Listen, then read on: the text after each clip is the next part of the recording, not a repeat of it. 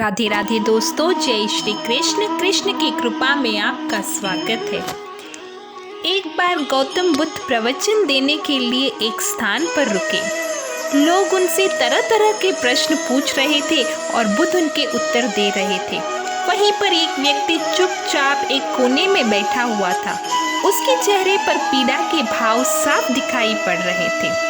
बुद्ध ने उस व्यक्ति से पूछा, भाई क्या दुख है आपको? उस व्यक्ति ने अत्यंत संक्षिप्त सा उत्तर दिया, पता नहीं। बुद्ध ने कहा, देखो भाई, पहले अपने दुख को जानो, उसके मूल में जाकर उसको देखो और फिर उसका उपचार करो।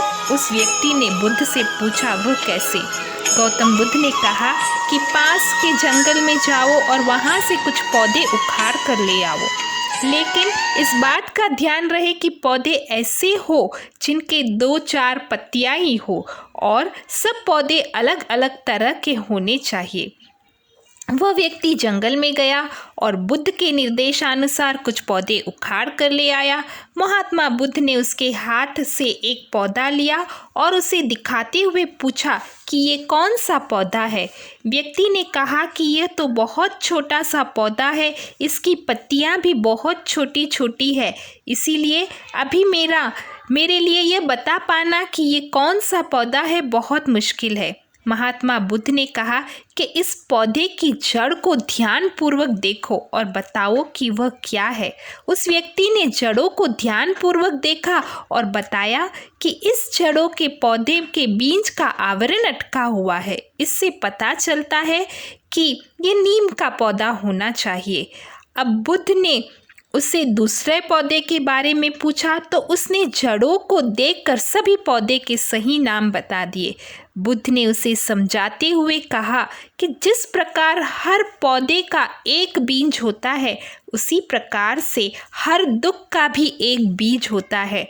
उस बीज को हम कारण कह सकते हैं। बिना कारण के कार्य की उत्पत्ति असंभव है। बिना बीज के ना तो कोई पौधा उगता है और ना बिना कारण के दुख की उत्पत्ति होती है।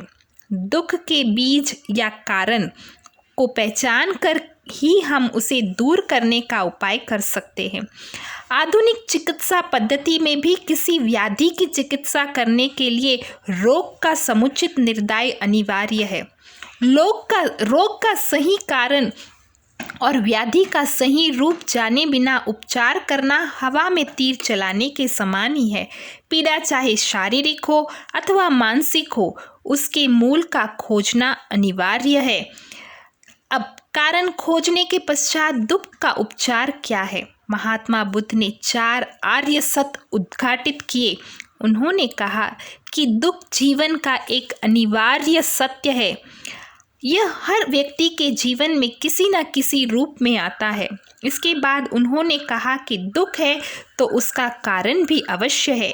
बिना कारण के कोई दुख हो ही नहीं सकता। फिर कहा कि दुख का उपचार भी है। अब दुख का उपचार क्या है? बुद्ध ने कहा कि सम्यक मार्ग ही वास्तविक उपचार है। यही बुद्ध का दर्शन है।